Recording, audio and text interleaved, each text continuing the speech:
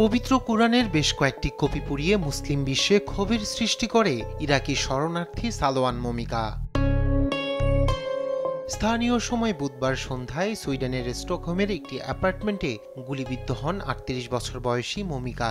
এই ঘটনার সঙ্গে জড়িত থাকার সন্দেহে ৫ জনকে গ্রেপ্তার করেছে পুলিশ। তাকে যখন গুলি করা হয় তখন টিকটকে লাইভ করছিলেন তিনি। বার্তা সংস্থা রয়টার্স জানায়, পুলিশ এসে টিকটকের সেই লাইভটি বন্ধ করে দেয়।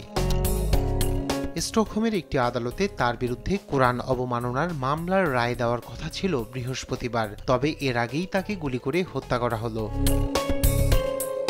৩৮ বছর বয়সী এই ইরাকি ২০২৩ সালে বিশ্বব্যাপী কুখ্যাতি লাভ করেন। ওই বছর একাধিকবার কোরআন অবমাননা করেন তিনি। এ নিয়ে বিশ্বব্যাপী দেখা দেয় ব্যাপক উত্তেজনা। তা সত্ত্বেও কোরআন পড়ানো অব্যাহত রাখে মমিকা ও তার সহযোগী। এতে উত্তেজনা আরও বৃদ্ধি পায়।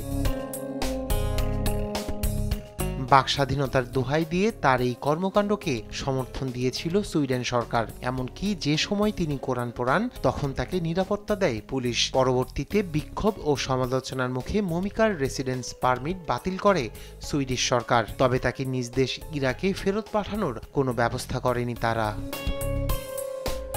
রায়হান কবির শুভ্র, নিউজ ডেস্ক, দেশ টিভি।